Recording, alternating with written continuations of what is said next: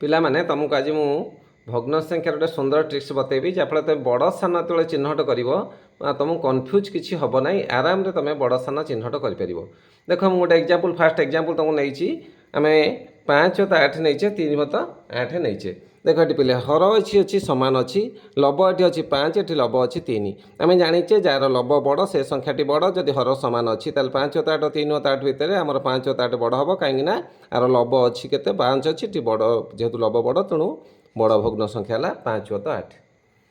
Second trick को आम जा देख ये 4+7 और 4+9 अच्छी देख लब अच्छी सामान ये हर अच्छी 7 ये हर 9 अच्छी तेणु हर ये असमान अच्छी लब सामान अच्छी तेणु यही सब यही क्षेत्र में जितेबाला आम लब सामान थी जो संख्यार हर सान से संख्याटी बड़ ताल बर्तमान ये 7 और 9 भितर जेहतु हर 7 सान अच्छी ताल आम 4+7 है बड़ तो ये बड़ संख्या किए है 4+7। तृतीय ट्रिक को जीवा तृतीय ट्रिक देख ये लब सामान ना कि हर सामान ना 3+5 अच्छी 4+7 ये 3 5 4 7 कि सामान ना हेल्ले यही जगह आम कौन करदे केमी बड़ सान चिन्हट करवा ना सीधा सड़क आम क्रॉस मल्टिप्लिकेशन करवा ये 7 3 हूँ के 7 गुणन 3 हूँ के 21 ये 4 गुणन 5 हूँ आमर के 20 यही क्षेत्र में देखुचे 21 जेहेतु बड़ तेणु आमर 7 3 21 हूँ तेणु 3+5 है बड़ संख्या तेणु लास्ट है किए 3+5 इजिली तुम कैलकुलेट कर वज्र गुणन टाइप करके हर लब लबर हर गुणी जोटा बढ़ से कैलकुलेट कर ये गला तृतीय ट्रिक कि जितेबाला आम 2 टिकिया संख्या अच्छी आम इजिली कैलकुलेट कर दौचे कि जितेबाला अधिक संख्या 4 टिकिया संख्या 5 टिकिया भग्न संख्या रोचे से ही जगह आम कौन करवा केमी कैलकुलेट करवा बड़ स्थान केमी चिन्हट करवा से मुख्य समस्या। देख मुझे गोटे एग्जाम्पल नहीं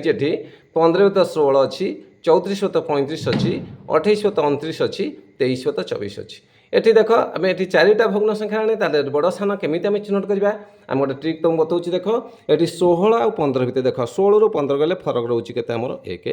35 ରୁ 34 भितर फरक के रोचे 1 29 28 भितर फरक रोचे के 1 23 और 24 भितर फरक रोचे 1 देखुचे आम डिफरेन्स रोचे सामान और सबू जाक आम प्रकृत भग्न संख्या अच्छी 15+16 34+35 28+29 23+24 सबू जाक अच्छी प्रकृत भग्न संख्या ताले यही जगह आमर कौन करिया केमिति आमे जानिबा कोउटा बड़ भग्न संख्या ना जदि आमर ए डिफरेन्स 1 रहउथिबो एवं प्रकृत भग्न संख्या होइतिबो सेतेबेले आमर लब जोटा बड़ होउची देख 4टा 15 34 28 23 भितर बड़ रहउची 34 तेणु बड़ संख्या रहिला एटा 34+35 हला तमर बड़ लार्ज ताले सान किए आसला ना सान जी जो जार लब सब सान ताले ये 4टारू सब सान लब रोचे क्यार ना 15+16 तेणु यहाँ मोर स्मॉल ताले यही भाया ट्रिक्रे आम इजिली बड़ सान चिन्हट करिपरिबा किंतु जदि ये प्रकृत भग्न संख्या थी 1 डिफरेन्स थी तुम करदेल किंतु जदि आमर आसीज अप्रकृत भग्न संख्या ताले से जगह आम कौन करवा सेटा हूँ मुख्य समस्या आस बर्तमान जस्ट आम उल्टे दियो 16+15 35+34 29+28 24+23 करदेली एगुड़ा बर्तमान आसीगला कौन ना अप्रकृत भग्न संख्या आसीगला कहीं आम लब आसीगला बड़ हर ठारू तेणु यही जगह आम कौन करवा ना जस्ट ता रिभर्स जो फरक देख फरक रोचे 16 ରୁ 15 गले 1 35 ରୁ 34 गले 1 29 ରୁ 28 गले 1 24+23 गले 1 यही जगह आम कौन करवा ना जोटा जस्ट रिभर्स करदे 16+15 आसीज सबुठारू बड़ संख्या होगा किए आमर 16+15 होगा सबुठारू बड़ आ सबुठारू सान सेमती रिभर्स आम करचे किए सबुठा सान ना देख 35+34 हूँ सबुठा सान जार लब सबुठारू सान सी होगा बड़ और जार लब सबुठारू बड़ सी होगा आमर कौन सान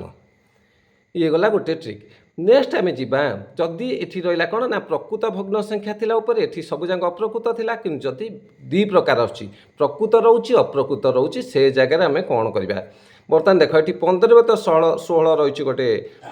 प्रकृत भग्न संख्या 11+12 गोटे प्रकृत भग्न संख्या रोचे 8+3 किंतु ये हूँ अप्रकृत कहीं लब ये बड़ होगा 7+8 रोचे प्रकृत भग्न संख्या यही जगह आम बड़ संख्या चिन्हट कर कौन असुविधा ना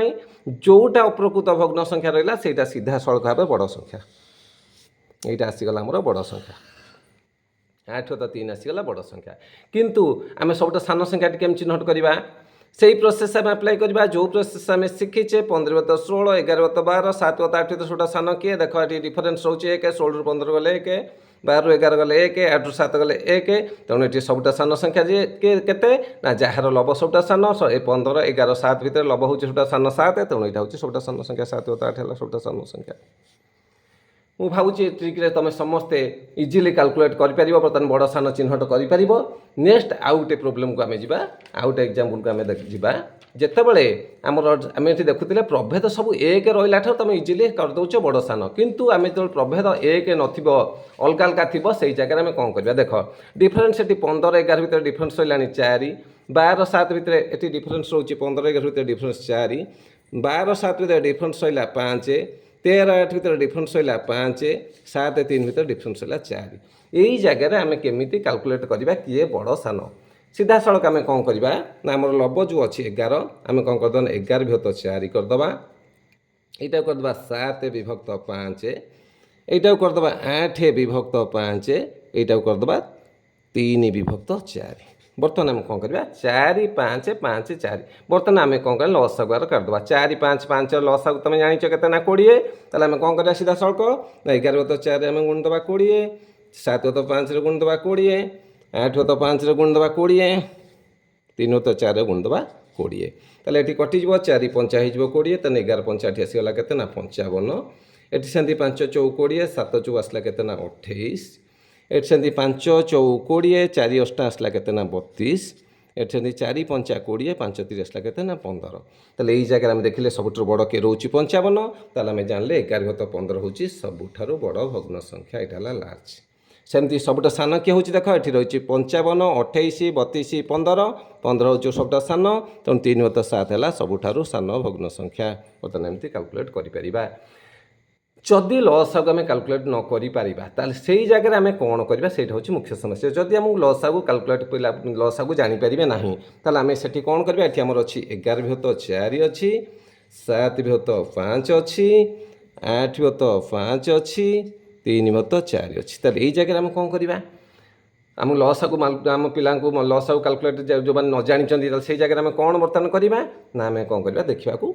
डिवाइड करवा। 11 4 होचे केते होची देख पिले आम 4 2 8 2 पॉइंट समथिंग होची। एटी 7/5 रोची 1 पॉइंट समथिंग रोची, 5/8 5 के 5 सेठी 1 पॉइंट समथिंग रोची, 3/4 आमर 0 पॉइंट समथिंग रोची कारण एटा 4 रे 4 सान रोची 0 पॉइंट समथिंग रोची। ताले एठी आम कोन करछे ना एठी जो 2 पॉइंट समथिंग रोची एटा बड़ भग्न संख्या पाई गले 11/4 11/4 बड़ भग्न संख्या माने 11/15 हेला बड़ भग्न संख्या गला। नेक्स्ट आसला सबटा स्थान केम देखिबा देख एठी 1 पॉइंट समथिंग रोची, एटा 1 पॉइंट समथिंग रोची, एटा 0 पॉइंट समथिंग रोची, तेणु एटा निश्चित आसला स्थान भग्न संख्या। तेणु तुमको ए ट्रिक जदि भल लगुच एथरे करिवो लसागु नै कि जदि लसागु ट्रिक न भल लागला एटार करिवो जोटा तुमको सुइटेबल लागिवो सेही ट्रिक रे करिवो। मु भाबुची वर्तमान जो जतिकि तुमको बुझेइली तो भग्न संख्या बड़ सान चिन्हट करिवारे तमर कोनोसी असुविधा हबो नाही। तेणु जदि ट्रिक्सटी भल लागला निश्चित भाव में लाइक करिवो, सब्सक्राइब करिवो, शेयर करिवो। पुणी देखा बाउटा नुआ नूतन ट्रिक सहित सेतल पर्यंत मैथ्र एही बड़ी सुंदर ट्रिक गुड़िया को जानिया चाहूले मो चैनल को लाइक एवं सब्सक्राइब करंतु। Thank you.